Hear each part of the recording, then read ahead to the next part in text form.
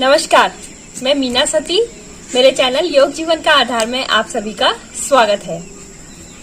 इससे पहले की वीडियो में मैंने प्रेगनेंसी के ऊपर वीडियो बनाया था, जिसमें मैंने पार्ट 1 में मैंने आपको प्राणायाम के बारे में बताया था। आज हम करेंगे आसन, जो आप सेकंड ट्राइमेस्टर यानी कि चौथे महीने से स्टार्ट कर सकते हैं। पहले के जो 3 महीने हैं वो बहुत क्रूशियल होते हैं, तो इसलिए आप उसमें अगर कॉम्प्लिकेशंस नहीं है पहले के 3 महीने में, तो आप हल्के से जॉइंट मूवमेंट कर सकते हैं। उसकी वीडियो मैं नीचे डिस्क्रिप्शन बॉक्स में दे दूंगी कि आप कैसे हल्के हल्के जॉइंट मूवमेंट कर सकते हैं, कैसे अपनी बॉडी के जॉइंट्स को चला के सर्कुलेशन ठीक कर सकते हैं। अब जब हम तीसरे महीने खत्म करने के बाद चौथे महीने में आए हैं, तो सबसे पहले हम करेंगे बद्ध कोण आसन। बद्ध कोण आसन जो होता है वो आपकी हिप जॉइंट्स को खोलने में और आपकी थाइज को और आपके हिप्स को ओपन करने के लिए बहुत ज्यादा इम्पोर्टेंट है, जो नॉर्मल डिलीवरी में काम आता है। पहले हम करेंगे बद्ध कोण आसन। बद्ध कोण आसन को बटरफ्लाई पोज भी बोलते हैं।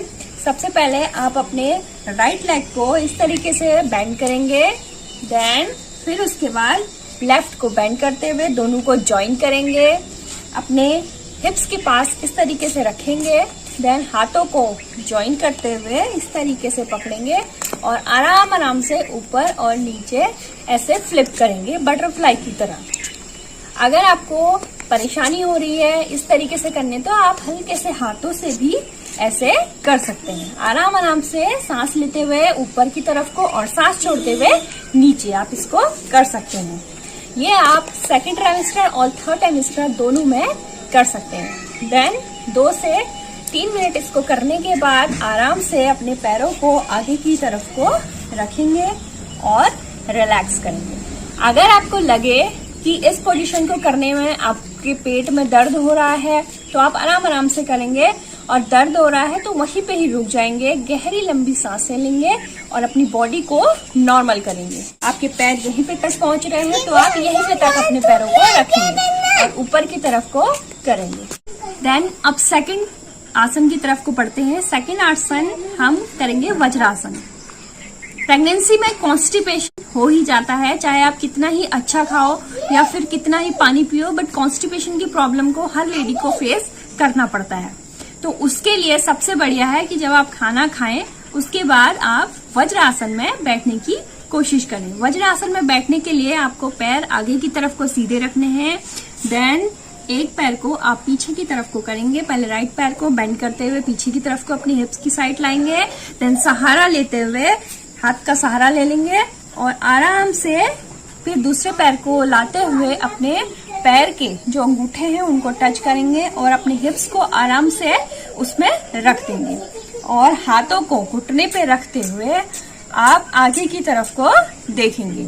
जब आप सेकंड ट्राइमेस्टर में होते हैं तो उस टाइम पे आप आराम से इस पोजीशन में बैठ सकते हैं। अगर आप नहीं बैठ सकते तो हल्का सा पैरों में गैप दे सकते हैं, लेकिन थर्ड ट्राइमेस्टर में थोड़ा बैठने में टफ होगा, क्योंकि बॉडी उस समय थोड़ी सी हैवी हो जाती है, आपका बेबी बम्प निकल जाता है, वेट आपका बढ़ जाता है। तो आप क्या कर सकते हैं, अपने पैरों को यहाँ पर गैप देने के बाद आप पीछे इस वाले पोर्शन में हल्का सा या तो छोटा सा पिलो रख सकते हैं या फिर कुशन्स रख सकते हैं, जिससे आपको थोड़ा सा सपोर्ट मिल जाएगा और आपके घुटनों में दर्द भी नहीं होगा और आपके जो काफ मसल्स हैं उसमें भी पेन नहीं होगा।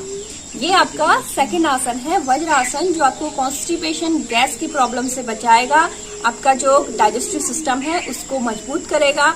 वज्रासन जैसे कि इसका नाम है, तो ये आपका डाइजेस्टिव सिस्टम को वज्र के समान कर देगा। आपकी स्पाइन बिल्कुल स्ट्रेट होनी चाहिए और इस पोजीशन में आप जितना बैठ सके, पहले आप 2 मिनट 3 मिनट या 5 मिनट आप इसमें बैठ सकते हैं। अब हम करेंगे थर्ड आसन भरद्वाज ट्विस्ट। भरद्वाज ट्विस्ट करने से आपकी जो बैक की स्पाइन है, जो कमर में दर्द रहता है, स्टिफनेस रहता है प्रेगनेंसी में, वो धीरे धीरे उसमें रिलीफ महसूस होगा और कॉन्स्टिपेशन की प्रॉब्लम से भी आपको आजादी मिलेगी। आपको करना क्या है, आपने पैर सीधे करा, एक पैर को थोड़ा सा पहले लेफ्ट पैर को बेंड करेंगे, देन इस वाले पैर को, अगर ये पैर आपका यहाँ पर आता है तो आप यहाँ पर रख सकते हैं। अगर यहाँ पर आपका पैर नहीं आ पा रहा है, आपका बम्प जो है, बेबी बम्प जो है वो यहाँ पर लग रहा है, तो आप इसको नीचे इस तरीके से रख सकते हैं। देन धीरे से सांस लेते हुए पहले नॉर्मल ब्रीदिंग कर लीजिए, अपनी बॉडी को थोड़ा सा रिलैक्स कर लीजिए। देन धीरे से अपने हाथ को, एक हाथ को अपने यहाँ पर रखेंगे और दूसरे हाथ को पीछे की तरफ को रख के सांस छोड़ते हुए पीछे की तरफ को इस पोजीशन में खुद को 5 ब्रीथ तक होल्ड करेंगे। यानी कि नॉर्मली आप 5 बार सांस लेंगे और छोड़ेंगे और यहाँ पर खुद को रखेंगे। जब आप नॉर्मल ब्रीदिंग यहाँ पर करेंगे 5 बार, देन उसके बाद आराम से हाथों को आगे की तरफ को करते हुए रिलैक्स करेंगे। देन उसी तरीके से दूसरी साइड भी, दूसरे पैर को बेंड करेंगे, पहले हिप्स की साइड को इस तरीके से रखेंगे और एक पैर को इस तरीके से रखेंगे। वैसे तो ये पैर यहाँ पर आता है, बट यहाँ पर अगर आपको प्रॉब्लम हो रही है रखने में तो कोई बात नहीं, आप पैर को ऐसे रख सकते हैं और आराम से इस तरीके से रख के धीरे से एक हाथ को सांस छोड़ते हुए पीछे की साइड को अपने यहाँ पर वेस्ट पे रखेंगे और दूसरे को यहाँ पर। अगर आपका हाथ यहाँ पर तक आ रहा है तो इट्स परफेक्टली ऑल राइट, कोई बात नहीं। अगर आपका यहाँ पर हाथ आ रहा है तो कोई बात नहीं, बस आपको अपनी थोड़ा सा स्पाइन को ट्विस्ट करना। यहाँ पर आपको 5 ब्रेथ तक होल्ड करेंगे, देन सांस लेते हुए आगे की तरफ बढ़ेंगे। अगर आपको अपने पैर मोड़ने में परेशानी हो रही है तो आप नॉर्मल भी इस तरीके से बैठ के आप हाथ को पीछे की तरफ को रख के ऐसे कर सकते हैं। ये आपका भरद्वाज ट्विस्ट। ये आपको 3 रिपीटेशन करने हैं और 5 ब्रेथ ईच टाइम में आपको करनी है। कोई भी आसन करने में या प्राणायाम करने में आपको थोड़ी सी भी डिफिकल्टी होती है या आपको लग रहा है आपकी ब्रीथ नॉर्मल से आगे बढ़ रही है, आपकी हार्ट बीट बढ़ रही है, तो आप वहीं पे ही उस आसन को स्टॉप करेंगे और फिर डीप ब्रीदिंग करने लगेंगे। डीप ब्रीदिंग करने से आप रिलैक्स हो जाएंगे और बिल्कुल भी घबराएंगे नहीं। अब इसमें चौथा आसन जो है वो है मर्जरिया आसन, कैट काउ फेस पोज। जो आपकी कमर में जो दर्द होती है प्रेगनेंसी के टाइम पे या जो यहाँ पर स्टिफनेस हो जाती है आपके लोअर बैक में, तो उसको ठीक करने के लिए हम करेंगे मर्जरिया आसन। मर्जरिया आसन करने के लिए आपको पहले वज्रासन में आना है। आप एक पैर को बेंड करते हुए यहाँ पर थोड़ा सा सहारा लेते हुए दूसरे पैर को बेंड करेंगे। इस पोजीशन में आने के बाद आप अपने घुटनों पे आएंगे इस तरीके से। घुटनों में आने के बाद अपने धीरे से अपने हाथों को आगे की तरफ को रखेंगे और अपने पैरों में थोड़ा सा अपने घुटनों में अपने हिप विड्थ का गैप देंगे और सांस लेते हुए इस पोजीशन में ऊपर की तरफ को देखेंगे। यहाँ पर थोड़ी देर तक 5 सेकंड तक रुकेंगे, फिर उसके बाद सांस छोड़ते हुए अपनी नाभि को देखेंगे। अब ये पॉसिबल नहीं है क्योंकि यहाँ पर आपका बेबी बम्प आ जाएगा तो आपको नाभि नहीं दिख सकती। तो आप क्या करेंगे, नॉर्मली सांस को छोड़ते हुए नीचे की तरफ को ऐसे करेंगे। आपको यहाँ पर ध्यान देना है कि अपनी जो आपकी स्पाइन है उसको ऊपर की तरफ को उठाना है। सांस लेते हुए ऊपर की तरफ को और सांस छोड़ते हुए नीचे। पैरों को आप इस तरीके से भी रख सकते हैं और ऐसे भी रख सकते हैं जैसे आप कंफर्टेबल हैं।